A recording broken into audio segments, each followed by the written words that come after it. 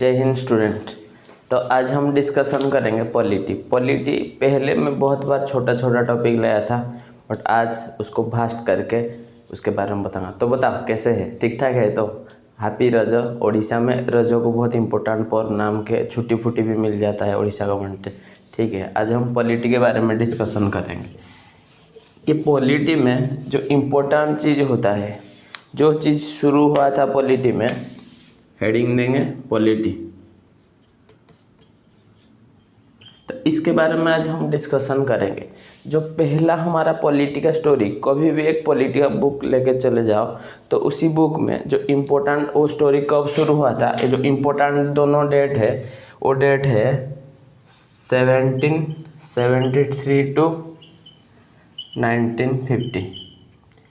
इसके अंदर हमारा इंडिया में जो जो स्टोरी भी हुआ है, इंडिया में जो जो चीज़ भी हुआ है, उसी को हम पॉलिटी बोलते हैं। और पॉलिटी में जो इम्पोर्टेंट वर्ड एक्ट हुआ था वो है कॉन्स्टिट्यूशन। टोटल जितना भी खेला ये वर्ड से ही शुरू हुआ है, कॉन्स्टिट्यूशन से।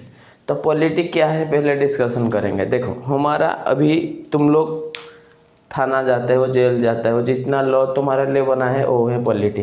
तो पॉलिटी का मतलब क्या है? पावर बनाना, रूल बनाना, पावर को एग्जीक्यूटिव करना, ये सब चीज़ को पॉलिटी ही बोलते हैं। तो आज हम डिस्कशन करेंगे उसी के बारे में। तो इस यहाँ से पहले दो चीज़ आपको जानना होता है। एक होता है 26 जनवरी 1950 को इंडियन कॉन्स्टिट्यूशन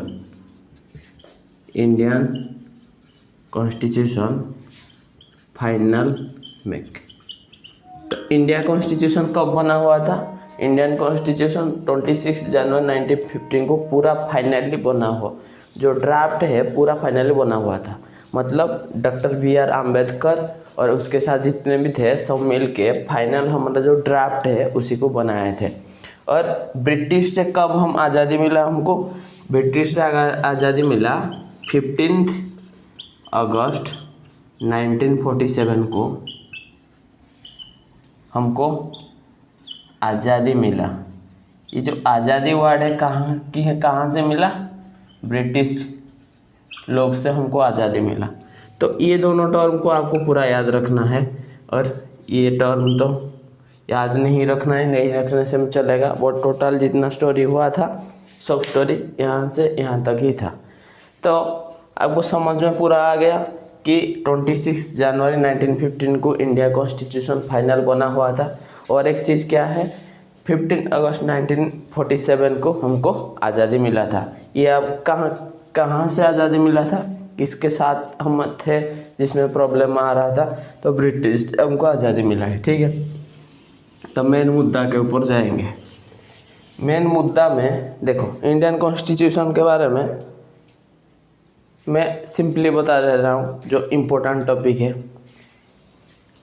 ब्रिटिश का जो पीपुल थे, लंदन पीपुल जिसको बोलते हैं, वो क्या होते, इंडिया आए थे क्या करने के लिए? बिजनेस करने के लिए। और जो बिजनेस करने के बाद क्या हुआ ना, वो धीरे धीरे उसकी जो फैमिली होता है इंक्रीज हो चल रहा है। मतलब जैसे आज इसको कैप्चर किए, कल उसको कैप्चर किए, फिर उसी स्टेट को कैप्चर किए, ऐसे ऐसे कैप्चर करके और ट्राई किए कि इंडिया में रूल चलाने के लिए। बट ये चीज़ नहीं हो पाया क्योंकि हमारा इंडिया में स्ट्रॉन्ग आदमी थे।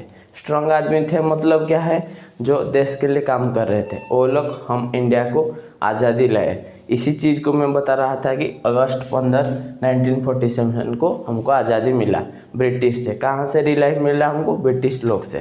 तो ये टोटल था। और एक चीज़ है, जो इंडिया का जो पहला पॉलिटी जो शुरू होता है, पहला सोपान जो होता है, रेवेन्यू टैक्स से ही शुरू होता है।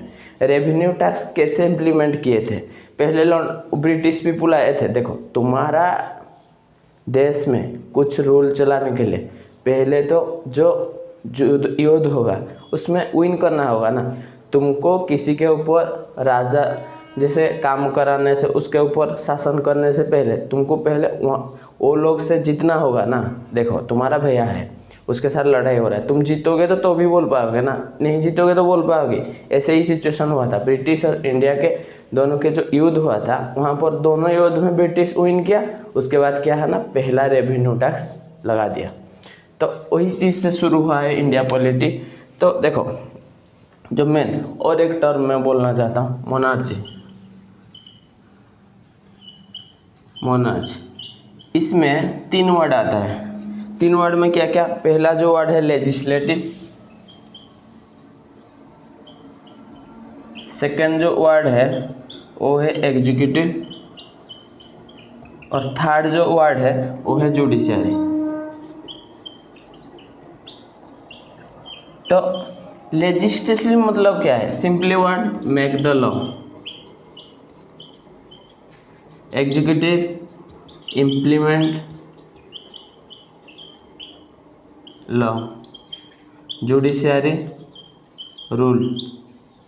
जुडिशियरी क्या करेगा, रूल करेगा, मतलब जुडिशियरी मतलब जुडिशियरी इम्प्लीमेंट करेगा, रूल मतलब ये तीनों को इम्प्लीमेंट करता है।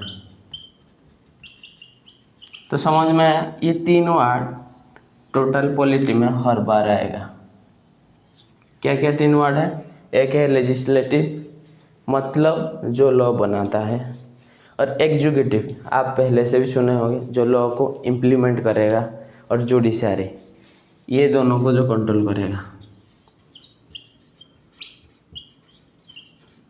कंट्रोल करना चाहिए ना, नहीं तो पार्शियलिटी हो जाएगा। समझ में आया, ये 3 वर्ड को पूरा याद रखना, ये 3 वर्ड बहुत आते हैं। गया, ये तो पहला। अभी स्टोरी के अंदर जाएंगे। स्टोरी में क्या हुआ, पहला क्या हुआ, पहला 2 युद्ध हुआ था। एक हुआ था बैटल ऑफ पलासी,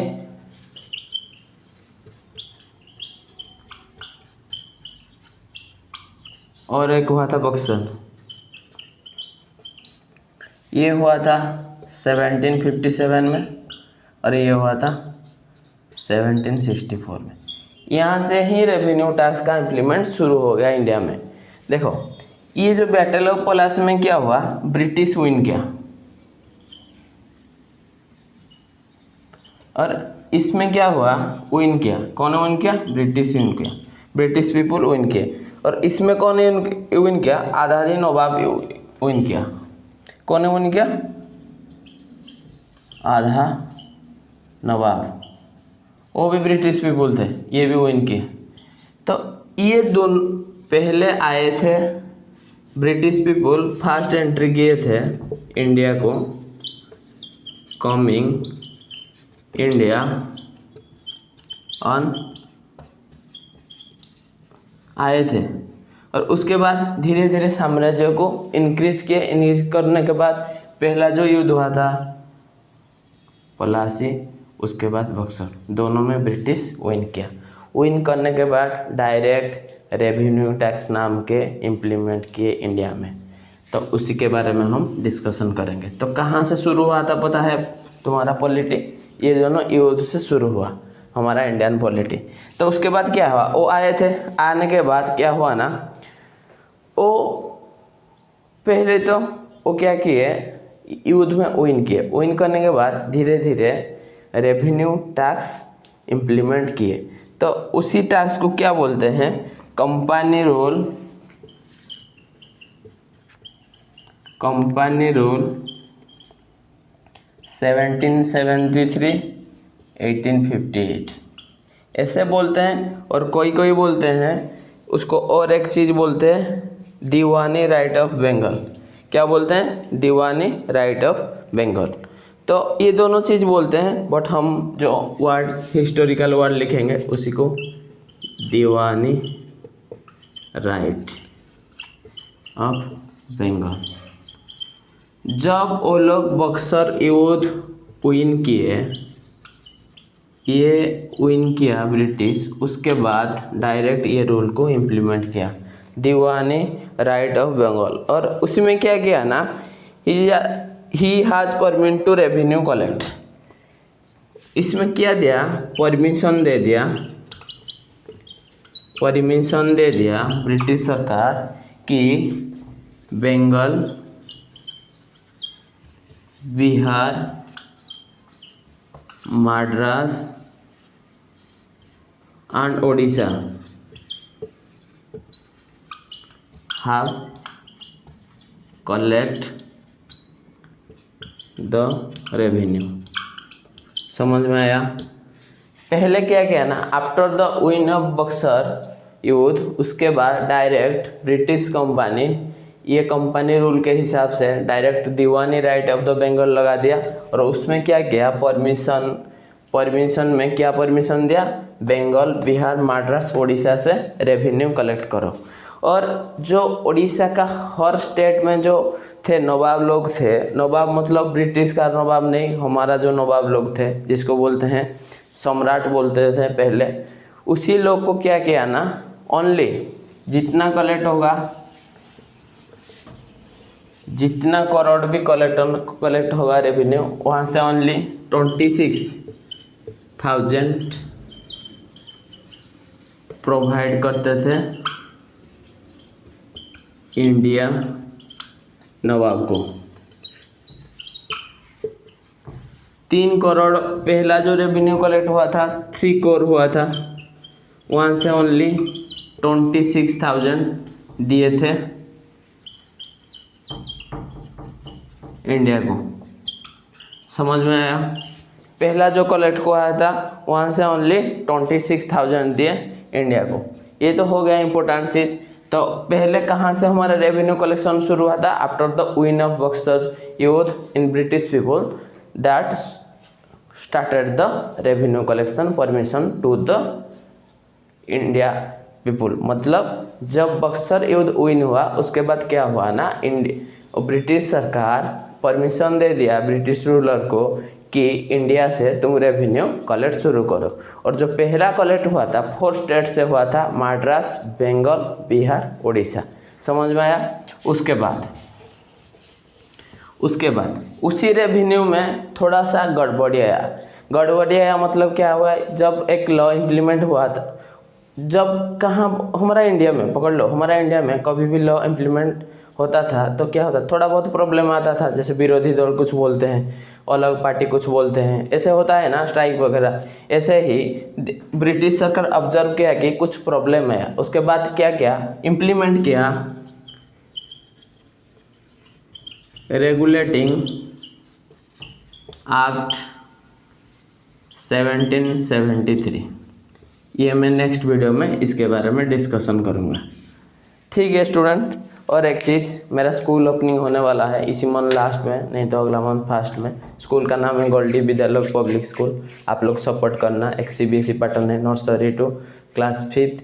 और उसके साथ जो SSC रेलवे वगैरह, इसमें जो टॉपिक इंपॉर्टेंट, जैसे साइंस होता है, हिस्ट्री होता है, पॉलिटी, ज्योग्राफी, उसी को भी मैं इंपॉर्टेंट दूंगा, पढ़ाऊँगा। और आप लोग का सपोर्ट चाहिए। कंप्यूटर का भी एक इंस्टीट्यूशन होगा, ठीक है, आप लोग का सपोर्ट चाहिए। उड़ीसा अनुगुल में ओपनिंग कर रहा हूँ। और मैं इतना ही बोलना चाहता हूँ, कभी भी कुछ भी तुम इंक्रीज करो लाइफ में, कभी भी कुछ भी इंक्रीज करो, वहाँ पर क्या है ना कोई खींचेगा। और 3 लोग बहुत ही खतरनाक लोग हैं, एक है रिलेटिव, दोस्त, और एक है तुम्हारा पापा मामा। तो देखो इसमें क्या होता है ना, तुम्हारा दुख में वो लोग प्रेजेंट हो गए, तुम लोग भी प्रेजेंट हो गए, बट अंदर सह नहीं पाते हैं। कैसे, मैं बता रहा हूँ, मेरे से नहीं हुआ है कुछ ऐसा, बट मैं बता रहा हूँ। देखो कभी भी ऑब्जर्व करना, ये लोग क्या होता है ना, कोई ऊपर जाएगा तो वो खींचेंगे नीचे। और कभी मारवाड़ी समाज को देखो, कभी नीचे हो जा रहा था तो थोड़ा सा पैसा देकर उसको इंक्रीज करेंगे, पुश बैक करेंगे। बट हिंदू धर्म में ऐसा नहीं होता है, वो लोग पीछे खींचेंगे। होता है, कुछ होते हैं, 2-3% पीपुल होते हैं, बट कैसे। इसीलिए तुम लोग कभी भी कुछ काम करने के लिए जा रहा हो ना, नहीं बताना चाहिए। जैसे तुम्हारा जॉब हो गया, बाहर चले जाते हो तो कोई बोलेगा कहाँ जा रहे हो, तो तुम लोग बोलना कुछ नहीं, ऐसे घूमने के लिए जा रहा हूँ, बाद में वो लोग को पता चल जाएगा। तो मेरा कहने का मतलब, कभी भी कुछ कर रहे हो, कहने से पहले करो उसको, किसी को बताना नहीं। बताओगे तो वो लोग तुमको खींचेंगे, वही बात है। तो अपना आप को स्ट्रांग बनाओ और अपना आप आगे चले जाओ। कोई अच्छा काम करोगे ना, कोई नहीं तुमको इंस्पायर करेगा। कुछ बुरा काम करो, सब लोग तुमको इंस्पायर करेगा। Thank you for watching. Thank you.